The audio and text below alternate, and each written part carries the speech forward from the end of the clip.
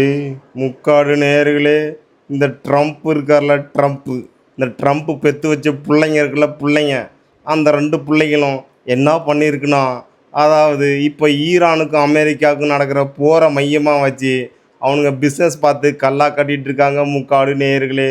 நாமளும் எவ்வளோதான் சொல்கிறது முக்காடு நேயர்களே.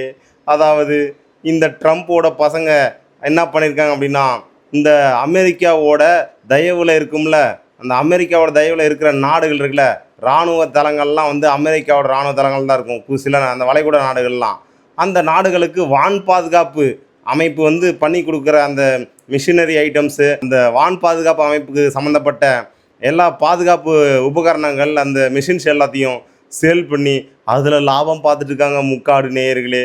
இங்கே வந்து ட்ரம்ப்பு இங்கே வந்து ஏதாவது நெண்டி விட்டு அவங்க வந்து என்ன பண்ணுவாங்கன்னா, ஸ்ட்ரைட்டாக அமெரிக்காவை தான் அடிக்க முடியாது. ஆனால் இங்கே பாதிக்கப்படுறது யாருன்னு பார்த்தோன்னா, ட்ரம்ப்போட இராணுவ தளங்கள் இருக்க அந்த வளைகுடா நாடுகள் தான். அப்போது அந்த நாடுகளுக்கு ட்ரம்ப் ட்ரிகர் பண்ணுறதுனால தானே அங்கே அடிக்கிறாங்க. ஈரான் வந்து அந்த நாடுகளை வந்து அடிக்கிறாங்க. அப்போ உன்னை அடி வாங்கக்கூடாதா? அப்போ என்கிட்ட இந்த மிஷினை வாங்கு, இந்த மிஷினை வாங்கலாம், உன் வான் பாதுகாப்பாக இருக்கும், உன் நாடு பாதுகாப்பாக இருக்கணும். இல்லை அப்படின்னா உன் நாடு அழிஞ்சு போயிடும் அப்படின்னு சொல்லி.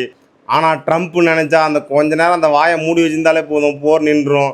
ஆனால் இப்படி ட்ரிகர் பண்ணி அந்த நாட்டுக்கு எல்லாம் வந்து கெடுதல் பண்ணிவிட்டு இங்கே வந்து பிஸ்னஸ் பண்ணி பொழைச்சிட்டு இருக்காங்க. இப்போ ட்ரம்ப்பே இல்லைனாலும் ட்ரம்ப்போட மகன்கள் நல்லா சொத்தை சம்பாதிச்சு அடுத்த தலைவராக ஆகிறதுக்கான வாய்ப்புகளையும் அந்த பணத்தை வச்சு என்னென்னலாம் பண்ணலாம் அதெல்லாம் வந்து ட்ரை பண்ணுறதுக்காக ஒரு பிள்ளையா சொல்லியா இந்த இந்த போரை மட்டும் நம்பி இருக்கிறாங்க முக்காடு நேயர்களே.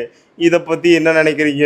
இந்த உலகத்தை நினச்சாலே மிகவும் பயமாகத்தான் இருக்குது. பணம் வச்சுருக்கோம், எல்லாம் என்ன வேணால் பண்ணலாம், என்ன வேணால் பண்ணலாம். அதெல்லாம் யாரும் கேட்கவும் முடியாது, ஒன்றும் பண்ண முடியாது முக்காடு நேயர்களே. குறிப்பாக இங்கே ட்ரம்ப் பண்ணுற வேலையை நல்லா உத்து கவனிச்சிங்கன்னா, இந்த கிறிஸ்துவ மதத்துக்கு முக்கியமான எதிரி எதுனா அந்த சாத்தானிக் கிறிஸ்டின் சர்ச்சு தான்.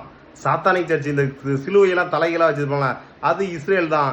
இந்த இஷ்யூவில் வந்து இஸ்ரேலையும் போட்டு ஒரு பொழந்தாச்சு.